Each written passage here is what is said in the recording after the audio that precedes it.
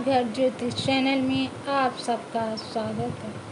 आप हमारे चैनल को लाइक और सब्सक्राइब अवश्य करें। आज हम ज्योतिष के माध्यम से आप सबको बता रहे हैं काल पुरुष की कुंडली क्या होता है। हर ज्योतिषी कहता है कि काल पुरुष की कुंडली के अनुसार, लेकिन आपको ये नहीं बताता है कि काल पुरुष की कुंडली होती क्या है।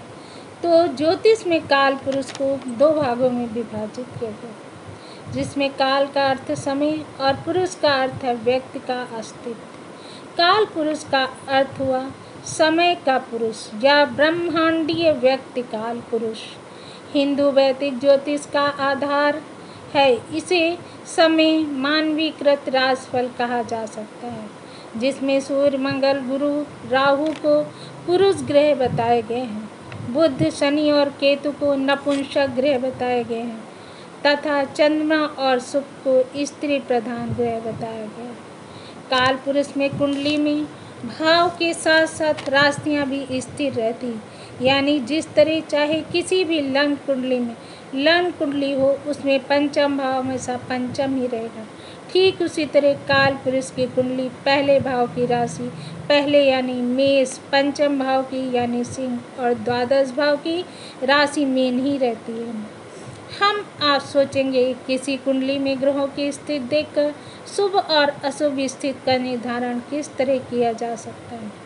तो इसके लिए ये समझना होगा कि हर राशि का एक स्वामी ग्रह होता है।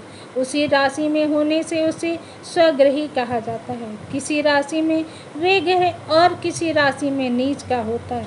इसके साथ साथ कुछ ग्रहों से मित्रता भी होती रहती है, कुछ ग्रहों का शत्रु ही होता है, कुछ के साथ सम रहता है। इसके साथ ही अपने से पंचम नवम होने या शुभ फल प्रदान करता है। स्वयं से छठे आठवें बारहवें होने पर तुलनात्मक रूप से अच्छे फल प्रदान नहीं करता। काल पुरुष से तुलना करने पर अच्छे फल प्रदान करेगा।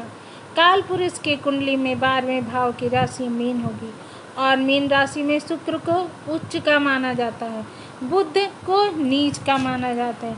12वें भाव में अगर शुक्र होता है तो वो उच्च का कहा जाता है, यानी आध्यात्मिक और बौद्धिक सुख देता है।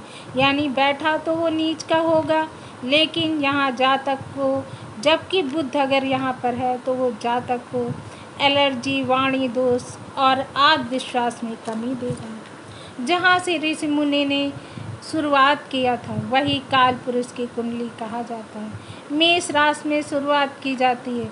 ये मूल कुंडली है। किसी व्यक्ति के लिए भविष्यवाणी और उपाय में किए जाते हैं। मेष में मंगल इसमें कुंडली की दिशा बताते हैं। विराट पुरुष ही भगवान विष्णु हैं। स्वयं साक्षात पर ब्रह्म परमेश्वर का हम अध्ययन करते हैं। पुरुष सूक्त में 16 प्रकार के मंत्र हैं जो विराट पुरुष है। यहाँ से हमारी उत्पत्ति हुई है। हम किसके अंग हैं? हम परम पिता परमेश्वर से उत्पन्न हुए हैं। वे हमारी तुलना काल पुरुष से करता है। यही काल पुरुष की कुंडली होती है। काल पुरुष में दूसरा ग्रह हमारे परिवार को दर्शाता है, तो ये हमारे परिवार का ग्रह कहा जाता है कि यहाँ पर बैठा हुआ जो काल पुरुष का है वो परिवार का ग्रह होगा। 10वें भाव को हम सब जो है घुटनों से देखते हैं। अगर हमारे घुटने सही नहीं हैं तो हम कहेंगे कि हमारा 10वां भाव ठीक नहीं है। तो इस तरह से हम काल पुरुष की कुंडली का अध्ययन करते हैं और काल पुरुष की कुंडली का अध्ययन करने के बाद हमें ये प्राप्त होता है कि कौन सा ग्रह किस भाव में उच्च का है, किस भाव में नीच का है। आगे हम फिर आपको अगले अपने वीडियो में बताएंगे। तब तक के लिए ओम नमः शिवाय। हमारे चैनल